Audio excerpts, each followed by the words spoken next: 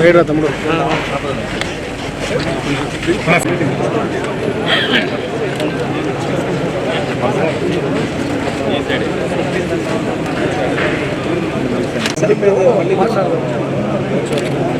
అవునా, కూర్చోవాలి మందులు. నాగూరు కూర్చో.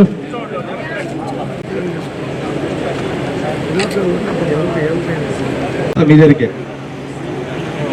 కూర్చోవచ్చు. రంగన్నా, మీరు ఎవరైనా చారండి మా ఇంటికి.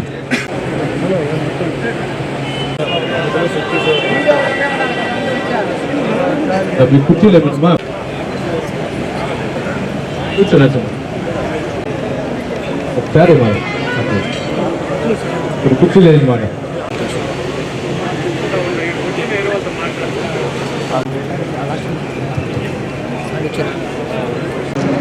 Chittoor parliamentary party Telugu Desam party అధ్యక్షుడు గౌరవ చంద్రయ్య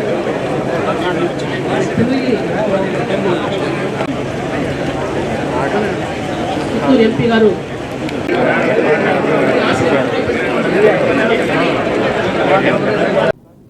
నా కన్నతమ్ముళ్ళ ఎలక్షన్లో మా అందరికీ ఎంపీ గారికి కానీ మాకు కానీ సపోర్ట్ చేసిన మీడియా సోదరులందరికీ కూడా పేరు పేరు నమస్కారం.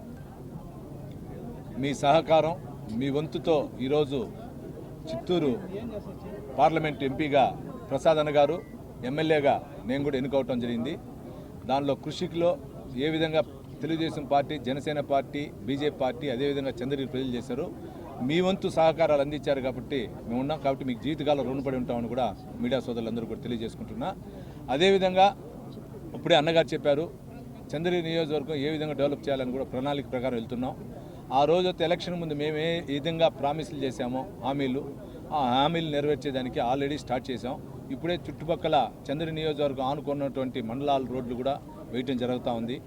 అదేవిధంగా చంద్రగిరి టౌన్లో ఇంతవరకు లేనటువంటి శ్మశాన వాటికి కానీ, తిరుమలకు నడుచుకునే యాత్రికులకి ఇది కానీ, అదేవిధంగా రాయల చెరువు రోడ్డు కానీ, రాయల చెరువుకు సంబంధించిన కట్టపైన విషయాలు కానీ, చిన్నగొట్టుకులు ఎర్రవారిపాలకు సంబంధించి తలకోనకు సంబంధించి వాటర్ బ్యాక్ వాటర్ వెళ్తా ఉంది దానిపైన కానీ, నేండ్రగుంట పెనుమూరుకు సంబంధించిన డబుల్ రోడ్డు, దామల చెరువు కుమ్మిరెడ్డి గారిపల్లికి సంబంధించిన ఆర్ఎన్బి డబుల్ రోడ్డు, వీటన్నిటిపైన కూడా ఎంపీ గారి సహకారంతో చంద్రగిరి ఎమ్మెల్యే కూడా మేము కూడా ముందుకు పోతున్నాం. అదేవిధంగా ఎంపీ గారు మన పార్లమెంట్లో కూడా రైల్వే మినిస్టర్ గారు కూడా లెటర్ రాయటం జరిగింది. పాకాలకు సంబంధించిన రైల్వే జంక్షన్లో లోడింగ్ అన్లోడింగ్ ఫెసిలిటీస్ అక్కడ పెడితే బాగుంటుంది, స్థలం సుమారు 150 ఎకరాలు ఉందని కూడా రాయటం జరిగింది. దీనికి సంబంధించిన రైల్వే మినిస్టర్ గారు కూడా బెంగళూరులో ఉన్న సహాయ మంత్రి వారు కూడా వాళ్ళని కూడా తొందరలో వెళ్ళి కలుస్తాం. వాళ్ళ అపాయింట్మెంట్ కూడా అడిగాం, అది కూడా తీసుకుని వెళ్తాం. మీ ద్వారా ఒకటే తెలియజేసుకుంటున్నా, ఈ గతంలో ఇక్కడ ఉన్నటువంటి ఒక ప్రజాప్రతినిధి ఏ విధంగా దోచుకున్నాడో మీకు తెలుసు. ఆ దోచుకున్న వ్యక్తి యొక్క విషయాలని బయట లాగుతూ ఉంటే తెలుగుదేశం పార్టీ ఎమ్మెల్యేగా నా పైన ముద్రిస్తున్నాడు. ప్రతి దానికి చెప్తున్నా, నేను బతికున్నంత వరకు నేను అవినీతి చేయను. నాకు తెలిసి నేను చేయను. తెలియక నా పేరు పెట్టి ఎవరైనా చెప్తే మీడియా సోదరులు చేస్తే దానిపైన ఇస్తా.